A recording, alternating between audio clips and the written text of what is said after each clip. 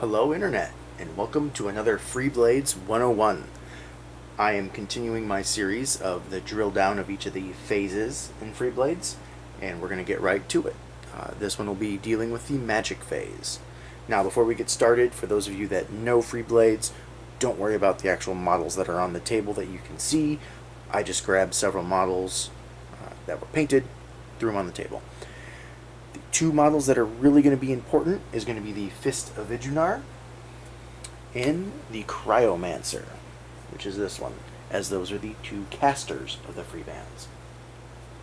So before we get down into it, a couple basics. First, each caster has a caster rating, which is also known as a CAR. Normally it will be D10. There are some that will have a D8. Each caster knows a list of available spells from one of the two types of magic, either energy, like the Cryomancer, or spirit, like the Fist of Vidunar. And each of them will have a specific amount of spell power. Normally you will start off with 15. Again, some will start off with less, depending on what caster you have. There can only be one caster in each freeband as a rule in the construction of a freeband. And each turn, each caster can cast one spell. A caster can counterspell as many times as they would like, as long as the counterspell requirements are met and they have the power to spend on it. Now, some of you might just be going, but wait a minute, you just said you can only have one caster, and the caster can only cast one spell. That is true. There are certain models that act as casters with some of their abilities that are done in the casting phase that can also be countered. Or, if you're playing a multiplayer battle, you could have 3 or 4 wizards on the table.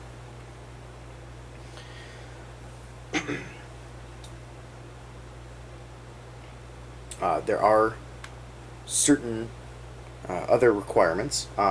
If you're going to cast, you cannot then sprint, charge, or break off in the movement phase, which is next.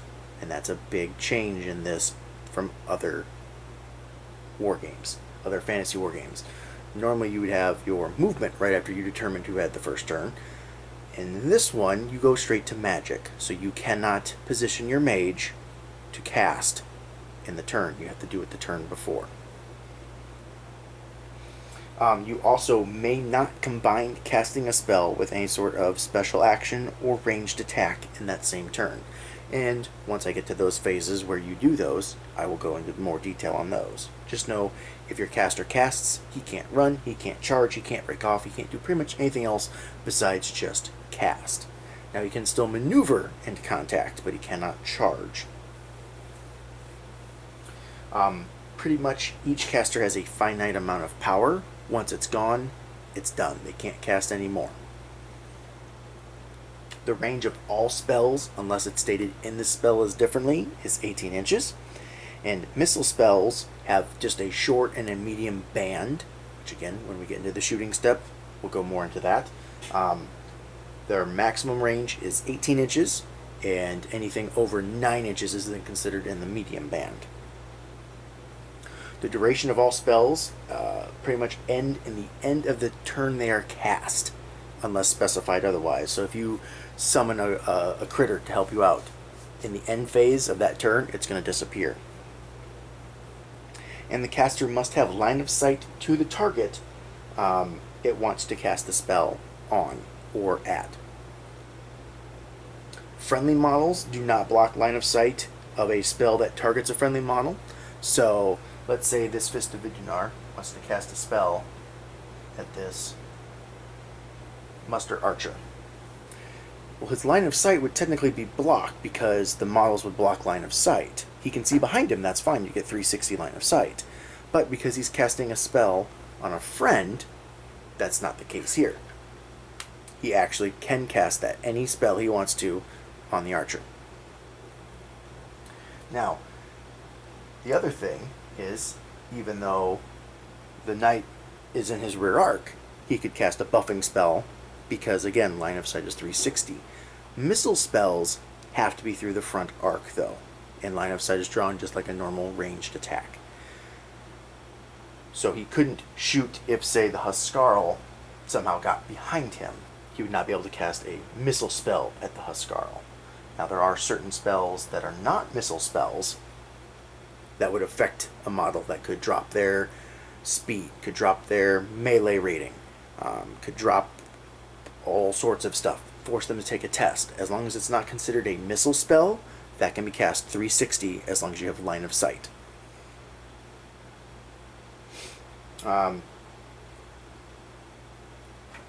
And unless it's noted in the spell itself, all spell effects stack. So if you had a spell that buffed your melee attack rating and your opponent had one that minused it, they would counter each other out. They would stack. If you cast something that said attacks against this model, you cast something on your own model that said attacks against this model are at -1 melee attack rating, and then somebody else hexed him. If you're doing a 3-player battle, hexed a model that was going to charge your guy that dropped his melee attack rating, those all stack. It's all cumulative, unless the spell specifically states does not stack. Now, I mentioned power. Each spell has a power cost. It's going to be between 1 and probably 3 to 4, depending on the spell you're casting. A more powerful spell will cost more power. So what does this mean? Pretty much you have to pay this power from your available power pool. Again, most casters will start with 15. If you say you wanted to cast a spell that had 1 power, you would mark off, remove a counter, however you want to denote you've casted a spell or used a power. Take the power off. You would then roll a check.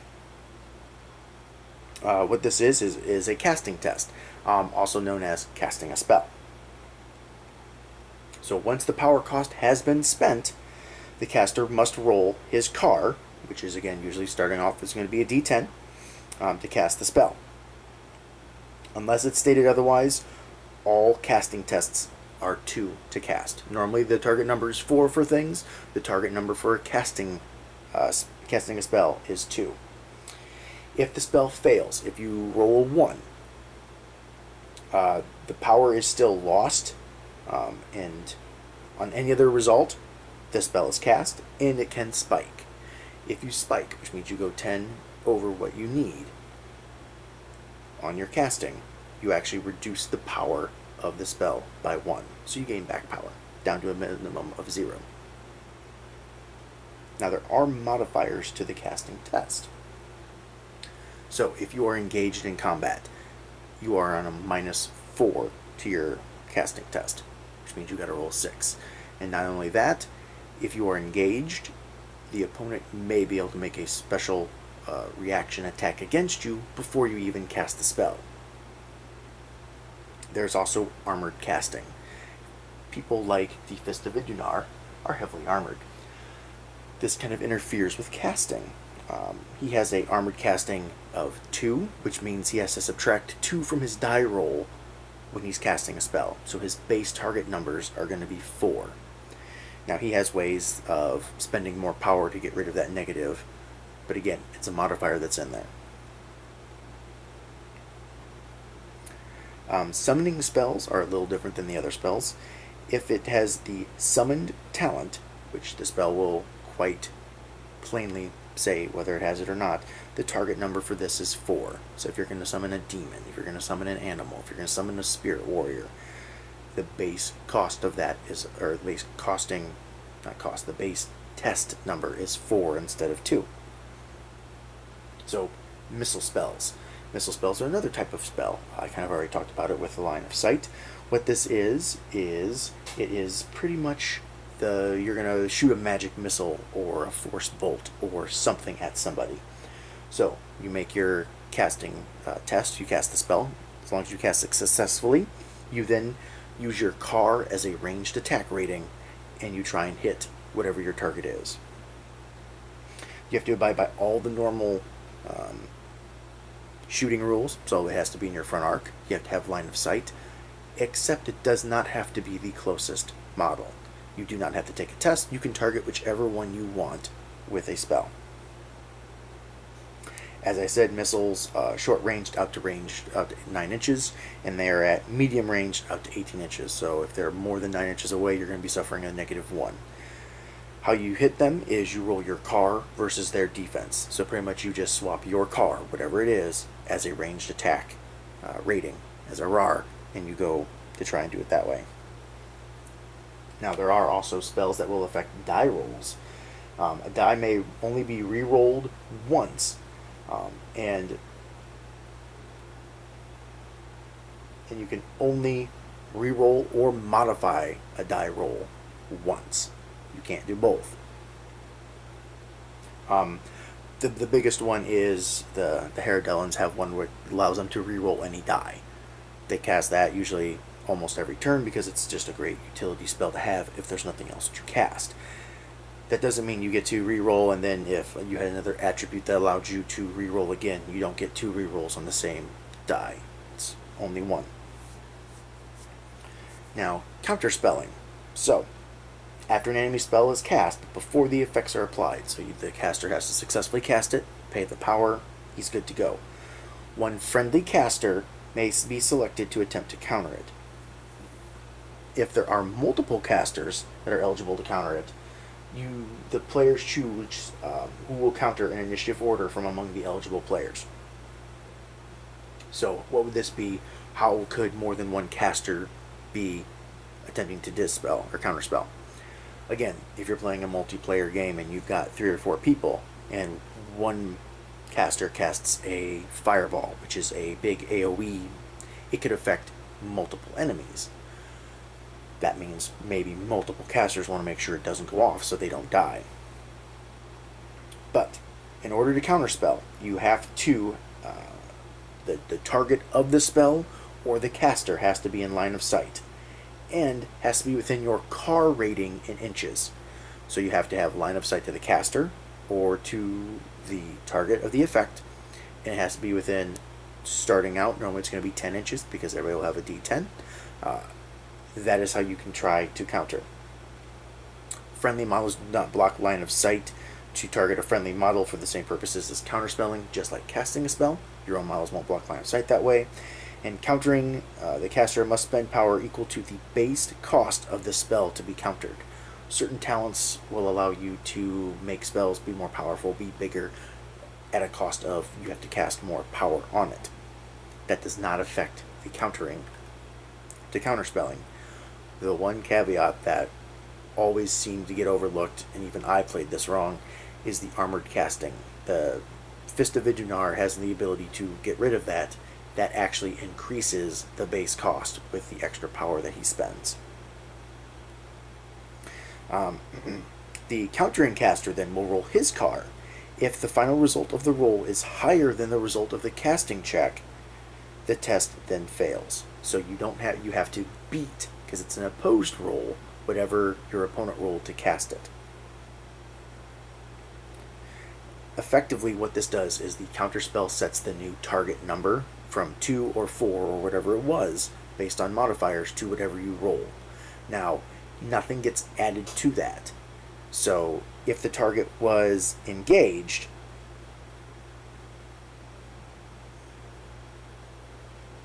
it would not add on to what your die roll is. Your die roll becomes the new target number.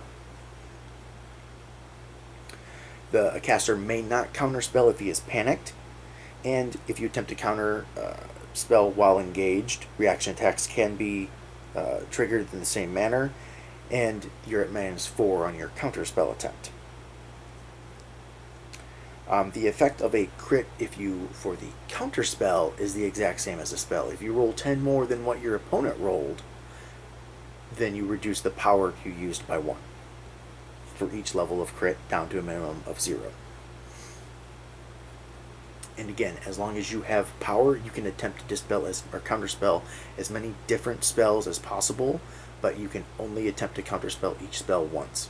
So if you're just playing you and your buddy, you're only going to get 1 shot at stopping the one spell that you're, in this instance here, that your opponent will be casting. Now, I talked about different types of magic, how there's energy and spirit. they interact with each other a little differently. So the Gaul, or the gods in Freeblades, split magic into spirit and energy, and they don't like them to be anywhere near each other. So since energy and spirit are opposite types of magic, they interact with each other differently. So if a caster of the opposite type of magic wishes to counterspell, you have to spend 1 extra power to do so. So the two shown here, the Cryomancer is energy, the Fist is spirit. If they counterspelled, they would have to use an extra power on top of whatever the base cost was. If the Cryomancer casted a 1 power spell, the Fist would have to spend 2 base to counterspell it. Now, the armored casting still affects the counterspelling as well, so he would have to be at a -2 on his die roll because of his armored casting. Again, the Fist can spend more power to get rid of that on his counterspell attempt if he'd like. That's up to him. There is kind of a third type of magic that's in the game. It's called sorcery. Sorcery pretty much counts as both spirit and energy. That means that any attempt to counter a sorcery spell, say from the sorcerer in the NPC sorcerer in the sorcerer scenario, any attempt to counter those spells will cost you 1 more power because you don't have both kinds, unless you're a sorcerer yourself. This also, sorcery adds to each power pool for the purposes of the Galborhir. The Galborhir is what happens because the gods split the energy type, the magic types, into energy and spirit. And when they mix close together, like say on a battlefield, bad things happen as more of it gets used and they're more combining together. In the end phase of any magic phase, where the total amount of power used to that point reaches 9 of each type, spirit and energy, the player who last used power has to roll on this table. And each time a new multiple, additional multiple of 9 power of each type is used, another roll is made. So what this means is, so you've used 9, so then it would be 18 more, so when you got to 27 used, after 27 you add 18 onto that one, it goes to 54. After that you add an additional 27 onto that. It is all listed in the rule book how it goes to. You probably won't get past that second tier unless there are a ton of players in a big multiplayer game, or you're at the end of a campaign and you and your opponent have a ton of power. Or if you're fighting a sorcerer, because again, his counts as each. There's a wonderful table. You roll a d24 and lots of stuff can happen. I always say it's horrible. Probably half of them are good, half of them are bad. I just usually roll the horrible ones whenever I have to roll on it. And in essence, that is the magic phase. Again, it's fairly straightforward. The player who has first player will go first, pick a caster. He doesn't have to cast. He can say, no, I want to save my power for later. I think I'm going to need it. Or he can say, okay, yep. If the Haredellans were first, he could say, I'm going to buff this guy back here. He would then take his die, an 8. That successfully casts. He has to pay the power. Make sure he has enough power to pay for it. The Cryomancer is within 10 inches of the Fist. So he could, and he's in line of sight, so he could try and dispel it, counterspell it. He would pay the base power cost, and now he would have to roll a 9 or a 10. A 1. He tarched it. Nope. Doesn't stop it. The spell goes off. Again, line of sight's 360, as long as you have line of sight. Friendly models can't block line of sight for counterspelling or casting a spell. And if you're casting a missile spell, it's pretty much just like a ranged attack. Has to be in your front arc. There's going to be modifiers to if the target is engaged. They'll get a bonus to their defense if they're in cover. All sorts of stuff like that. And you don't have to target the closest enemy. So he could take his missile spell that he knows and attempt to hit this quarreler, even though it's the farthest away one, without taking any sort of a test. Just like the Cryomancer could try and blast the Archer here. Again, don't have to take a test. Um, Straightforward. I like it. It's good. And until next time.